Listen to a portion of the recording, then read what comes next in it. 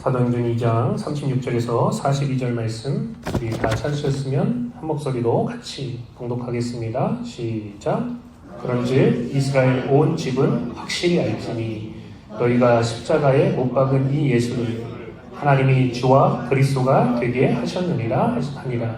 그들이 이 말을 듣고 마음에 찔려 베드로와 다른 사도들에게 물어 이르되 형제들아 우리가 어찌할꼬 하거늘 베드로가 이르되 너희가 회개하여 각각 예수 그리스도의 이름으로 세례를 받고 죄사함을 받으라. 그리하면 성령의 선물을 받으리니 이 약속은 너희와 너희 자녀와 모든 먼 데 사람 곧 주 우리 하나님이 얼마든지 부르시는 자들에게 하신 것이라 하고 또 여러 말로 확증하며 권하여 이르되 너희가 이 패역한 세대에서 구원을 받으라 하니 그 말을 받은 사람들은 세례를 받으매 이날에 신도들의 수가 3,000이나 더하더라. 그들이 사도의 가르침을 받아 서로 교제하고 떡을 떼며 오로지 기도하기를 힘쓰니라. 아멘. 할렐루야. 어떤 분들은 세례라는 것을 그다지 중요하게 여기지 않는 분들도 있습니다. 이렇게 말하는 거죠. 목사님 세례 받지 않아도 그냥 예수 잘 믿으면 구원받는 거 아닙니까? 예식이 뭐가 중요합니까? 형식 껍데기는 다 파괴시키고 내용, 알맹이만 잘 지키면 되는 거 아니겠습니까? 여러분 우리가 신앙생활하면서 알아야 되는 정말 중요한 것이 있는데 신앙은요 내가 어떻게 생각하느냐가 중요한 게 아니고 하나님의 말씀이 뭐라고 이야기하는가가 정말 중요한 것입니다. 안타깝지만 내가 복음을 믿고 있는 신앙인들이 굉장히 많아요. 무슨 복음이라고요? 내가 복음. 신앙은 내가 중심이 되는 게 아니에요. 내 멋대로 믿는 게 아닙니다. 우리가 주중에 새벽기도 시간에 골로새서 말씀을 나눴지만 그리스도인들은 누구냐? 예수님을 주로 받은 사람들이다. 예수님을 주님으로 고백하는 사람들이라는 거예요. 주인은 절대적인 권위가 있고 죽이고 살리는 그 힘이 있다는 거예요. 그렇기 때문에 여러분 우리가 말로만 주여 주여 하면 안 됩니다. 사람이 말로만 하면 더 열받아요. 그죠? 약 올리는 것밖에 안 돼요. 예수를 믿는다면 그분을 참 주인으로 모시고 따라야 합니다. 또한 주님의 말씀을 목숨과 같이 그렇게 받아들이고 섬겨야 한다는 거예요. 그게 진짜 신앙이란 말이죠. 그런데 여러분 생각보다 많은 그리스도인들이 내가 복음에 빠져서 내 중심으로 내 생각대로 신앙생활하는 사람들이 굉장히 많이 있습니다. 우리가 이것을 극복해야만 합니다. 세례라는 것은 우리가 생각하는 것보다 더 중요해요. 자, 마가복음 16장 15절 16절에 보면 이런 말씀이 나오는데 또 이르시되 너희는 온 천하에 다니며 만민에게 복음을 전파하라. 믿고 세례를 받는 사람은 구원을 얻을 것이요 믿지 않는 사람은 정죄를 받으리라. 이렇게 이야기하고 있습니다. 여기 보니까 믿고 세례를 받는 사람은 구원을 받을 것이다. 예수님 말씀하셨다는 거죠. 내가 생각할 때 세례가 그렇게 중요합니까? 예수님만 잘 믿으면 되죠. 그게 아니라는 거예요. 성경이 뭐라고 얘기하시는가? 믿고 세례를 받는 사람은 구원을 받을 것이다. 그러니까 우리가 신앙생활을 하면서 신앙을 갖게 되면 세례를 받는 것은 자연스러운 흐름이고 단계라는 거예요. 절대로 건너뛰어서는 안 된다는 거죠. 어떤 이들은 그릇이 중요한 게 아니고 그릇에 담겨진 내용이 중요하지 않습니까? 이렇게 얘기합니다. 물론 여러분 그릇에 담겨진 내용이 그릇보다 훨씬 더 중요해요. 그렇다고 해서 그릇이 필요 없습니다. 그렇게 이야기하면 안 된다는 거예요. 왜냐하면 어떻게든지 그 내용물을 그릇에 담아야 되는 거니까요. 그릇이 중심은 아니지만 그릇은 언제나 내용물을 잘 담고 그 내용물이 빛나도록 하는 역할을 한다는 말이죠. 그러니까 필요하다는 거예요. 그렇다면 이 세례라는 것이 무엇이기에 이 예식이 그렇게 중요할까요? 이번 주 그리고 다음 주 우리 정교인 수련회 때 말씀을 여러분과 좀 같이 나눴으면 좋겠어요. 세례에 대해서. 여러분, 세례의 첫 번째 의미는 뭐냐? 씻는 거예요. 세례의 첫 번째 의미가 뭐라고요? 씻는 거예요. 우리는 여러분 날마다 몸을 씻습니다. 어떤 조금 게으르신 분들은 안 씻는 분도 계실 수 있어요. 뭐 샤워는 안 하더라도 우리가 세수를 하고 양치를 합니다. 안 그러면 더러워지고요, 냄새나요. 나이가 들면 들수록 느끼는 게 뭐냐? 양치도 잘해야 되고요, 잘 씻어야 됩니다. 안 그러면 냄새가 더 심해지더라고요. 애들은 조금 지저분해도 갓난아기 태어난 거 보면 그 애기 냄새 있잖아요. 그래도 더럽게 느껴지지는 않는데, 그리고 갓난아기 그걸 뽀얗게 잘 씻겨놓으면 얼마나 예쁘고, 그죠? 깨끗해 보이는지 몰라요. 나이가 들면 들수록 입냄새도 많이 나고요, 몸에서 체취가 그렇게 좋은 냄새가 나지 않는단 말이죠. 나는 아니겠지, 자기는 냄새를 못 맡아요. 근데 옆에 있는 사람은 아주 죽을 지경입니다. 더럽고 냄새나는 사람 옆에 가는 게 이게 쉬운 일이 아니란 말이죠. 사람들은 더러움과 냄새를 숨기기 위해서 옷을 입고, 아니면 마스크도 쓰고, 뭐 아니면 모자도 쓰고 향수로 그 냄새를 가립니다. 그런데 여러분, 사람이 더러우면 그 더러움과 냄새를 숨기는 게 정말로 쉽지 않아요. 더러움은 물로 씻겨 나갑니다. 그렇죠? 한 번에 안 씻겨도요, 계속 열심히 씻다 보면 깨끗해진단 말이죠. 어쨌든 사람이나 물건을 깨끗하게 하는 것은 뭐냐? 물이라는 거예요. 그러니까 이 물이라는 것이 절대적으로 필요하고 중요하단 말이죠. 우리는 물로 세례를 받습니다. 내가 뭐 목욕이 더 필요해서 육체를 깨끗이 씻을 필요가 있어서 세례 받는 거 아니죠. 왜 세례를 받냐? 물론 우리의 육체의 더러움을 씻듯이 우리의 죄를 씻기 위해서 세례를 받는단 말이죠. 사람들이 죄에 너무 익숙해져 있고 눈으로 죄가 어떤지를 볼 수 없으니까 죄가 얼마나 더럽고 추한지를 잘 모릅니다. 처음에 우리가 죄를 지으면요, 어릴 때 뭐 하나 도둑질하고 거짓말하고 뭐 그러면 양심에 찔려가지고 견디질 못해요. 처음에는 죄에 너무 익숙하지가 않으니까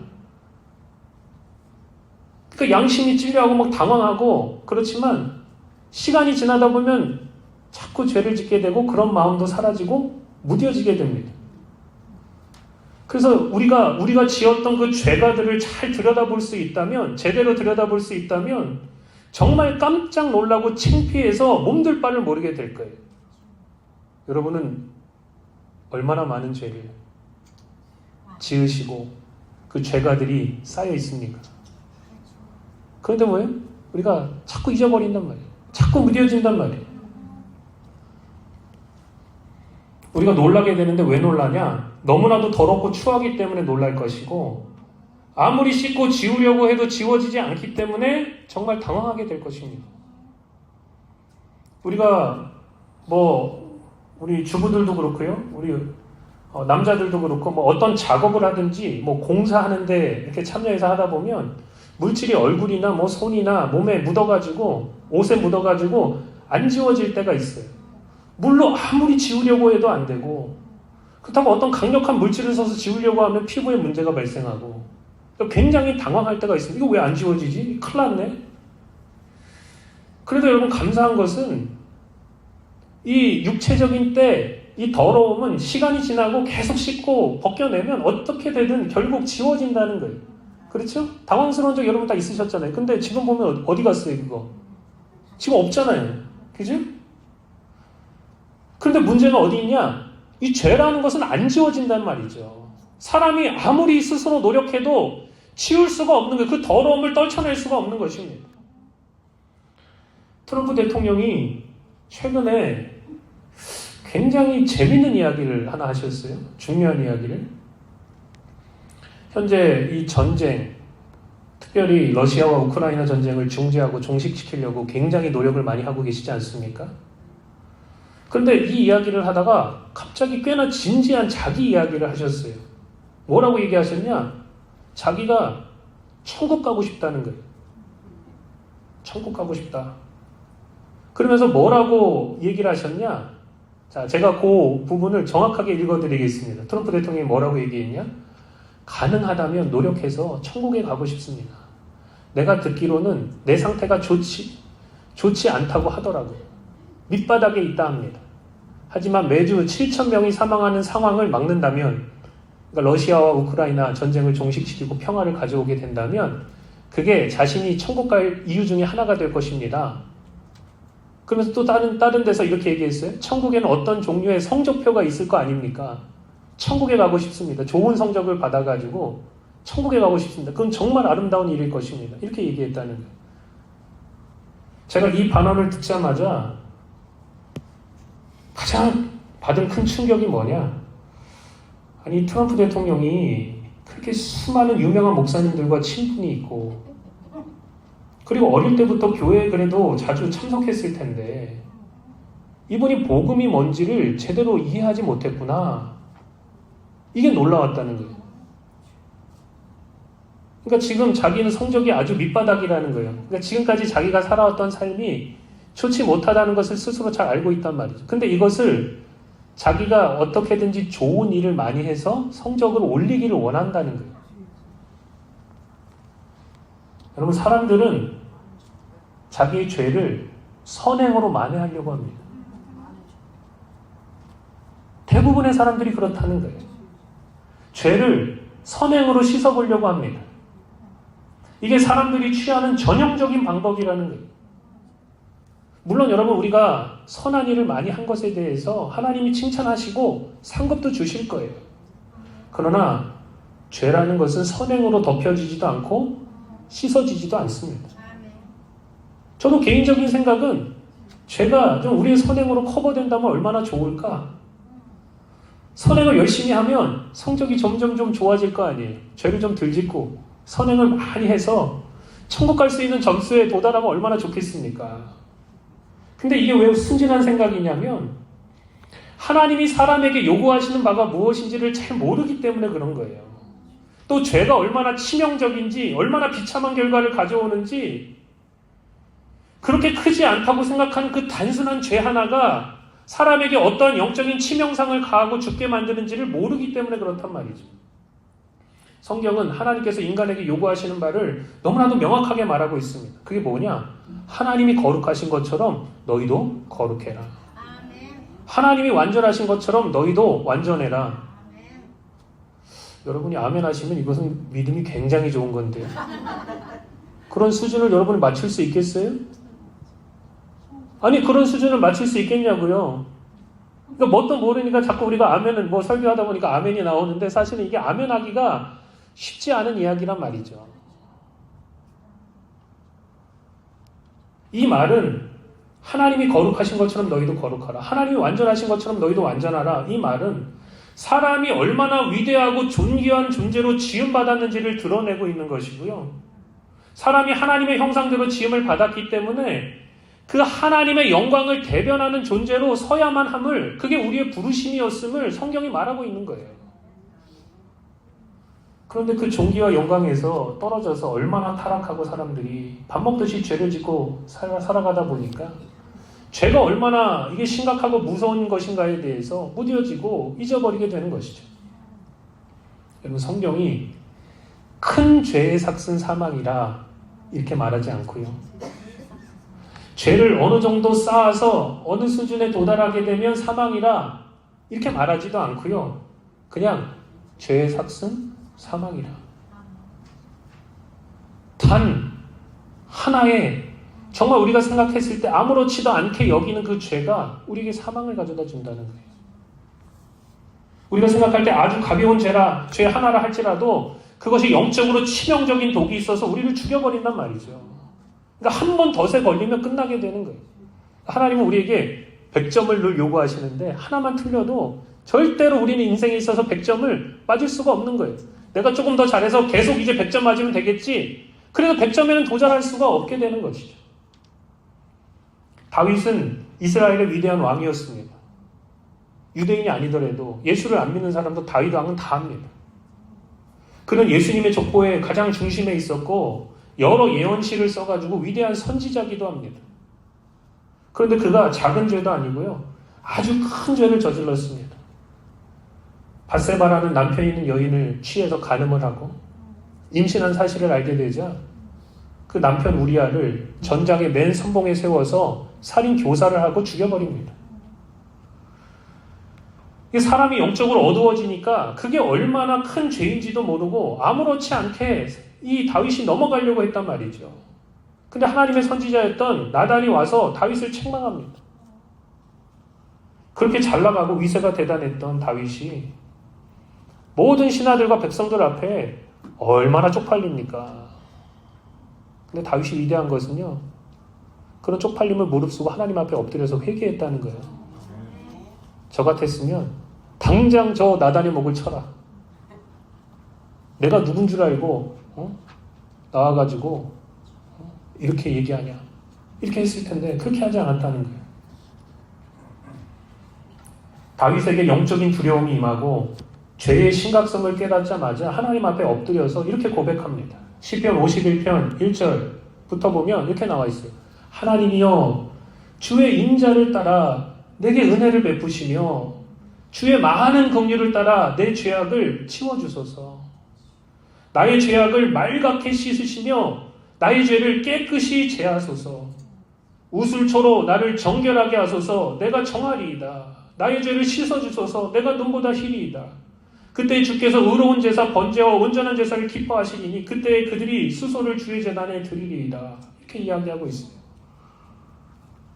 여러분, 여기 보면 수소로 하나님 앞에 죄를 정결하게 하는 제사에 대해서 이야기합니다.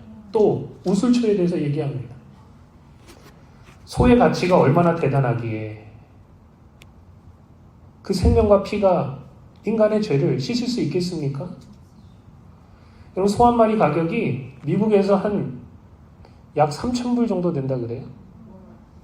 한 마리 가격이. 그 가치로 우리의 죄가 씻어지겠습니까? 생각해 보십시오. 어떤 사람들은 사람을 굉장히 무시하고 저거 3,000불 나가겠어? 이렇게 하는 사람도 있을 수 있지만 하나님의 눈에는 사람의 영혼이 천하보다 귀하다고 하시는데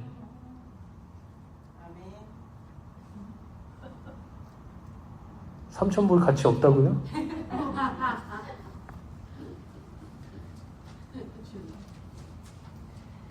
동물의 피로 죄가 사하진다면, 그게 정말 가능하다면 우리가 여기 있을 게 아니고 빨리 여러분 소나 양을 사러 가야 됩니다.